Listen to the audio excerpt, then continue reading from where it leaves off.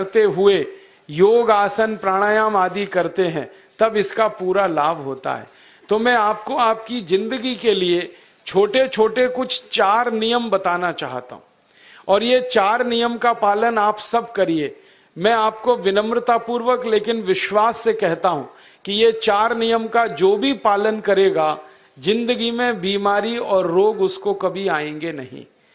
परम पूजनीय स्वामी रामदेव जी खुद 40-45 साल से इन 4 नियमों का पालन करते हैं। आप भी अगर ये पालन करेंगे तो बहुत अच्छा होगा। मैं भी करता हूं मेरे जीवन में।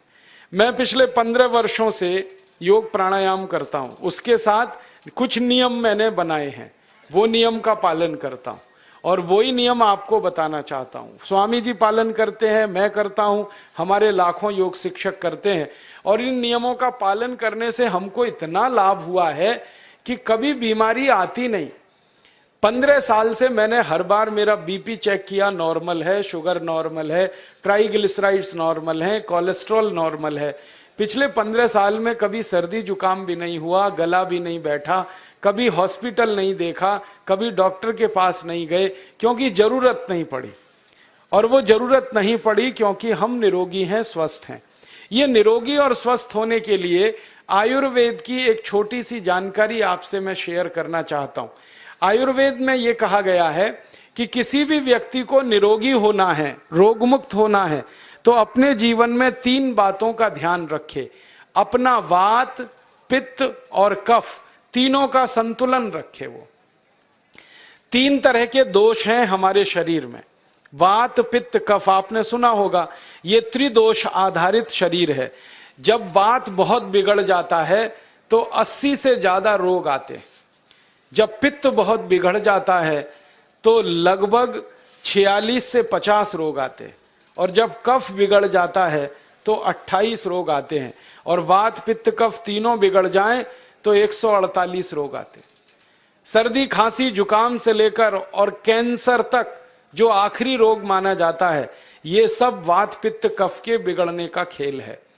तो इस देश के आयुर्वेद चिकित्सा के सबसे महान लोगों में से कुछ नाम आप जानते हैं, जैसे चरक ऋषि, जैसे सुश्रुत ऋषि। ऐसे एक ऋषि हुए बाघभट्ट।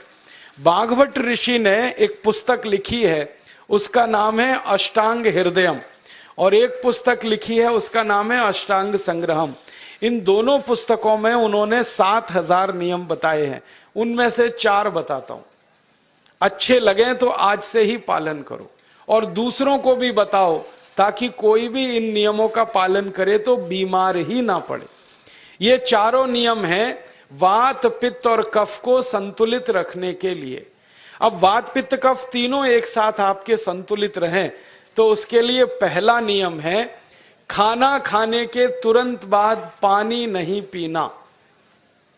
ये पहला नियम है। आप बोलेंगे ये तो बड़ी मुश्किल बात है, खाना खाते ही पानी पीते हैं हम तो सबके सब, और बिना पानी पिए खाना ही नहीं खाते। कई लोग तो खाने से ज्यादा पानी पीते, खाना कम खाते हैं, पानी ज्यादा पीते हैं।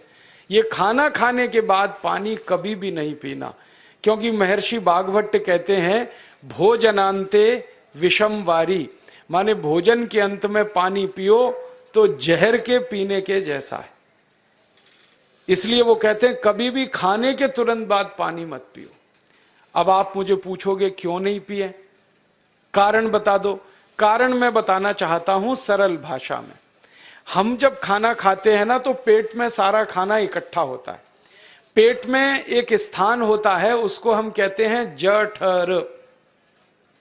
संस्कृत में, हिंदी में जठर कहते हैं, अंग्रेजी में उसको एपिगैस्ट्रियम कहते हैं, हिंदी में कुछ लोग उसको आमाशय भी कहते हैं।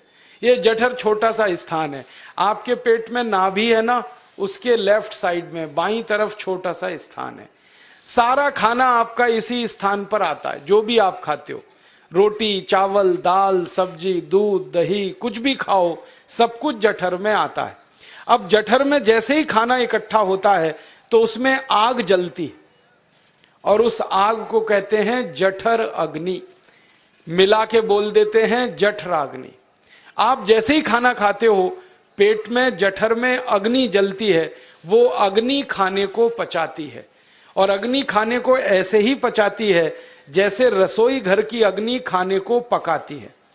आपके रसोई घर में आप अग्नि जलाओ, उसके ऊपर दूध रख दो, दूध में थोड़ा चावल डाल दो, अग्नि जब तक जलती रहेगी खीर तब तक बनती रहेगी। आप घर में अग्नि जलाओ, उसके ऊपर पानी रख दो, उसमें दाल डाल दो, दाल की पकने की क्रिया तब तक चलेगी जब तक अग्नि जलेगी।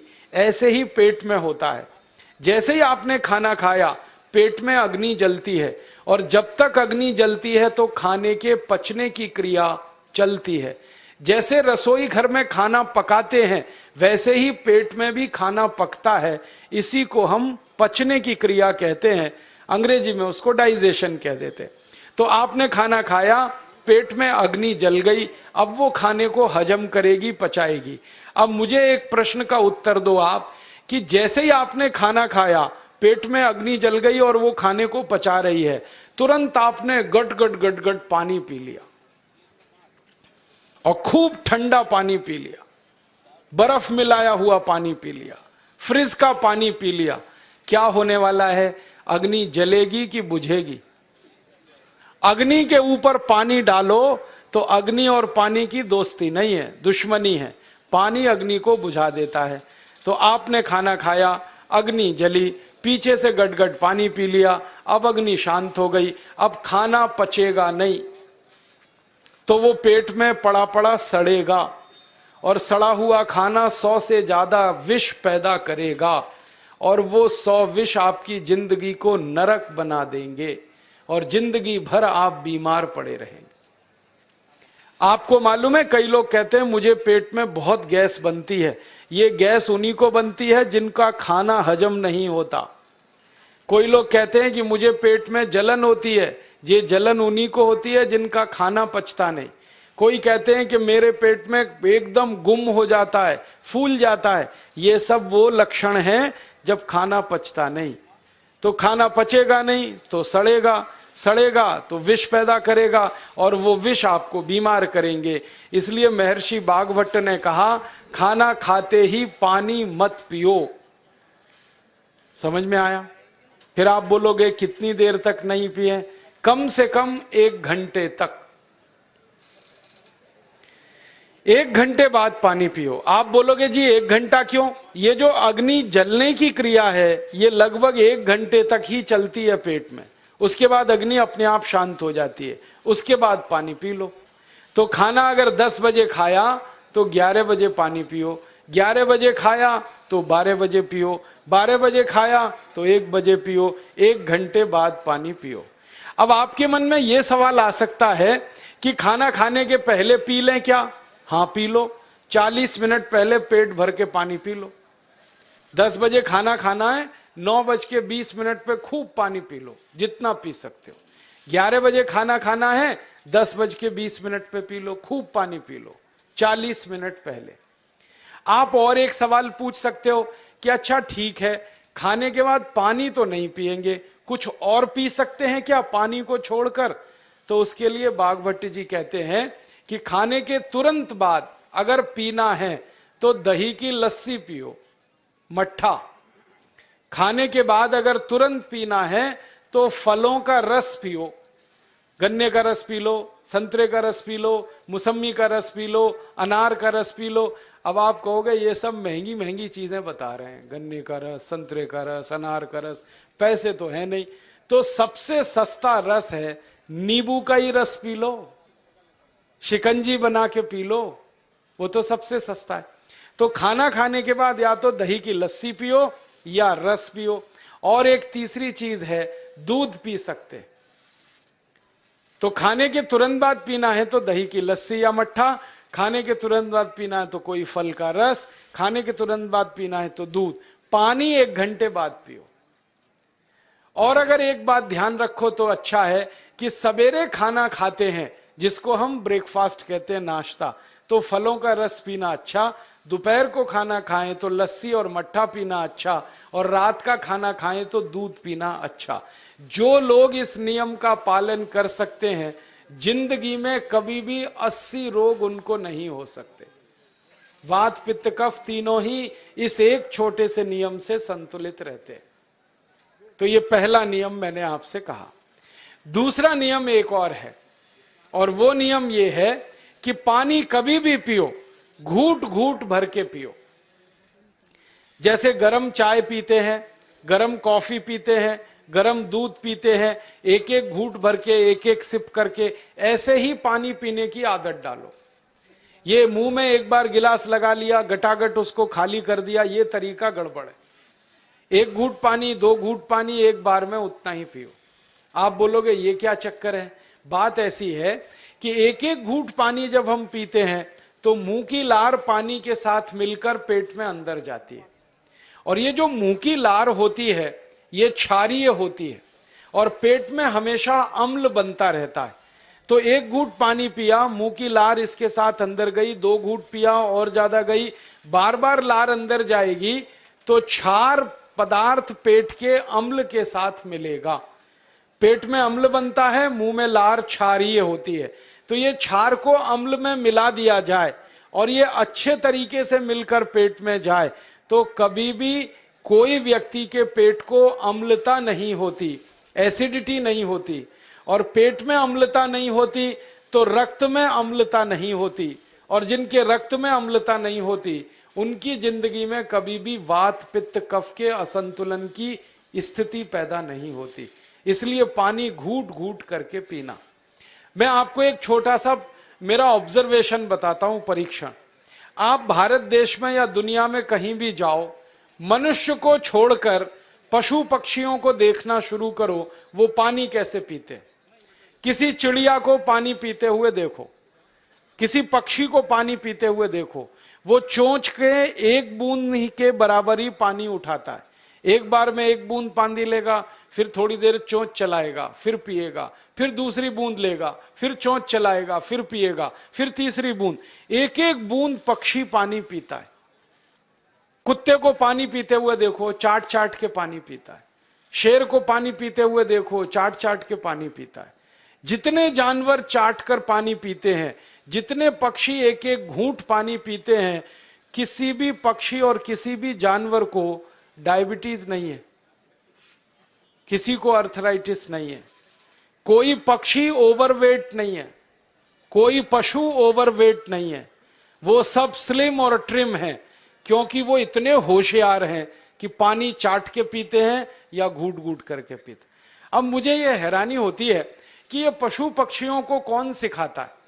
वो अपने जन्म से ये ज्ञान सीख के आते। उनका कोई गुरु नहीं है, उनका कोई विद्यालय नहीं है, उनके कोई प्रशिक्षण शिविर नहीं लगते, फिर भी उनको इतनी अकल है कि पानी घूट घूट पीना। और हम ये मनुष्य जिनके इतने गुरु, इतने विद्यालय, इतने कॉलेज, सीखने वाले, सिखाने वाले, और हम मूर्खों के मूर्ख गटागट गटागट पानी पीते रहते। तो पानी पीने का तरीका बदल दो, घूट घूट भर के पानी पियो। ये दूसरा नियम है। तीसरा नियम है कि जिंदगी में कितनी भी प्यास लगे, ठंडा पानी कभी मत पियो। बर्फ डाला हुआ पानी, फ्रिज में रखा हुआ पानी, वाटर कूलर का पानी जिसका तापमान बहुत कम है, ये कभी मत पीना। क्यों? क्योंकि शरीर आपका गर्म है और पानी ठंडा है। अब होता क्या है वो मैं समझाता हूं सरल भाषा में। पेट तो गर्म है, अब इसमें ठंडा पानी डाल दिया आपने, तो अंदर झगड़ा होता है। और झगड़ा क्या होता है? या तो पानी पेट को ठंडा करेगा या पेट पानी को गर्म करेगा।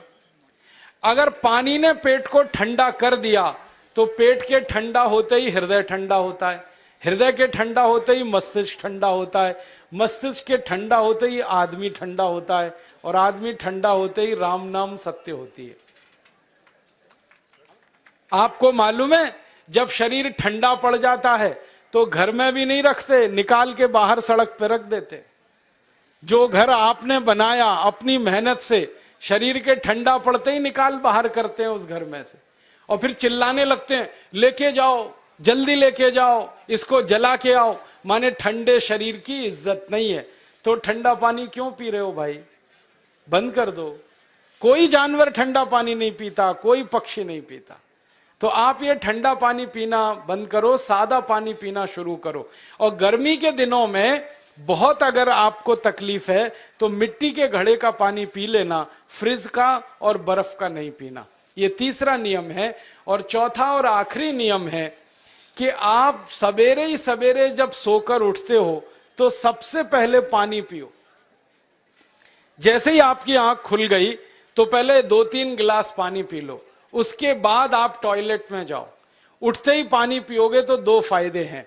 पहला फायदा यह है कि पानी पेट में जाकर बड़ी आंत को साफ करता है, और जैसे ही बड़ी आंत की सफाई होगी पेट पे दबाव पड़ेगा और आप संडास घर में जाएंगे, 2-3 मिनट में पेट आपका साफ हो जाएगा।